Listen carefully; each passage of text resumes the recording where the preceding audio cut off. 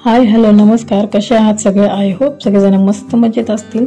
तर आजचा माझा हा पहिला दिवस आहे कॅनडामधला। तर मी काल संध्याकाळी आले होते आणि त्याच्यानंतर आयुष्यभर थोडंसं फिरूनही आले होते। मागच्या व्हिडिओमध्ये मी दाखवलं होतं।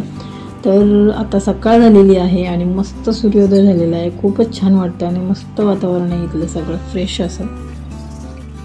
तर मी आता आहे लिफ्टमध्ये आणि लिफ्टमध्ये बटनांवरून तुम्हाला लक्षात येईल की 41 मजली ही बिल्डिंग आहे आणि पहिल्या मजल्याच्या खाली सुद्धा बरेचसे मजले आहेत। जसं आपल्याकडे बेसमेंट असतं तसे इथे 7-8 बेसमेंट आहेत खाली, P1 P3 वगैरे असे, आणि 2 दार आहेत लिफ्टला। टोरंटोमधला इटोबिको म्हणून हा एरिया आहे जिथे माझी ही फ्रेंड राहते। इथल्या एरियाची नावं जी आहेत ती फारच वेगळी आहेत, म्हणजे स्पेलिंग वेगळी असते आणि त्याचं प्रोनाउन्सिएशन वेगळं असतं। जसं हे इटोबिको आहे। तर 2 दिवसाच्या प्रवासामुळे थोडाफार थकवा आला होता, त्यामुळे आराम केला दिवसभर आणि आता संध्याकाळ झालेली आहे। तर जिच्या घरी मी राहते राधिका, ती मला इथे फिरायला नेणार आहे। जवळपास एक लेक शोर म्हणून एक एरिया आहे आणि खूपच सुंदर आहे असं ती सांगत होती। तर चला बघूयात। तर राधिकाचं वर्क फ्रॉम होम असतं, तर 7-7:30 पर्यंत तिचं ऑफिस असतं। त्याच्यानंतर आम्ही आवरून जवळपास 8 वाजल्यानंतर आम्ही इथे आलो आहोत आणि तुम्ही बघू शकता किती उजेड आहे। 8 वाजून गेले आहेत तरीसुद्धा असं वाटतं की 4-5 वाजलेले आहेत।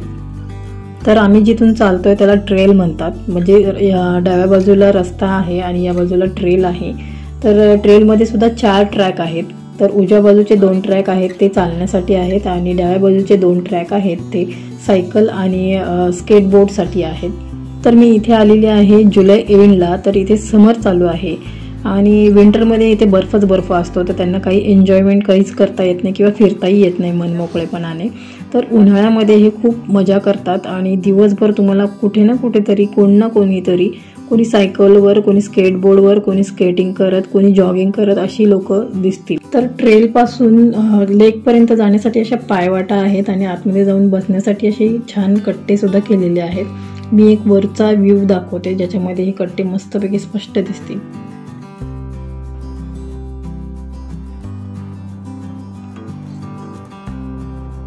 तर कॅनडा हा खूप मोठा देश आहे आणि लोक फारच कमी आहेत, त्याच्यामुळे इथे ग्रीनरी खूप छान आहे आणि लेकसुद्धा खूप सारे आहेत। तर आता हा मी जिथे उभी आहे तिथला मागचा लेक तुम्हाला मी दाखवण्याचा प्रयत्न करते। त्याचा एंड काही दिसत नाही आहे कारण हा खूप मोठा लेक आहे, ओंटारिओ लेक म्हणतात याला, आणि याचा अर्धा भाग हा कॅनडामध्ये आहे आणि अर्धा भाग हा न्यूयॉर्कमध्ये येतो US च्या। तर वरच्या व्ह्यूनी सुद्धा तुम्हाला लक्षात येईल की हा किती समुद्रासारखा खूपच मोठा लेक आहे।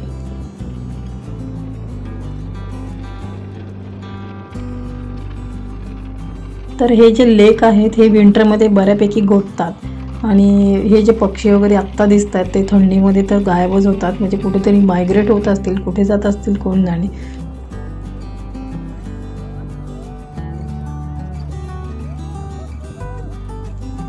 तर राधिकाने मला आणखी एक मजेशीर गोष्ट सांगितली, ती अशी की इथे कॅनडामध्ये बोटिंग खूप करतात।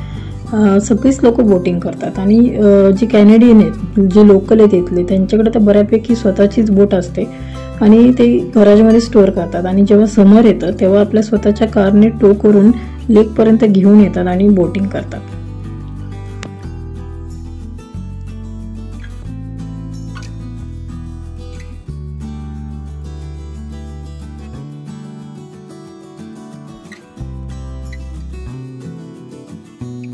तर फिरता फिरता खूप वेळ झालेला आहे, जवळजवळ 9:30 वाजलेले आहेत आणि तरीसुद्धा इथे खूप उजेड आहे।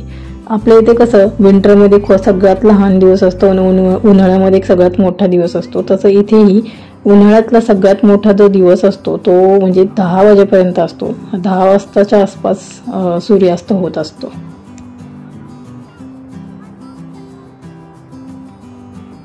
तर असा होता माझा हा कॅनडामधला पहिला दिवस। तुम्हाला कसा वाटला हा मला कमेंट करून सांगा आणि व्हिडिओ आवडला असल्यास लाईक करा, शेअर करा आणि आपल्या चॅनलला सबस्क्राईब केलं नसेल तर सबस्क्राईब करा।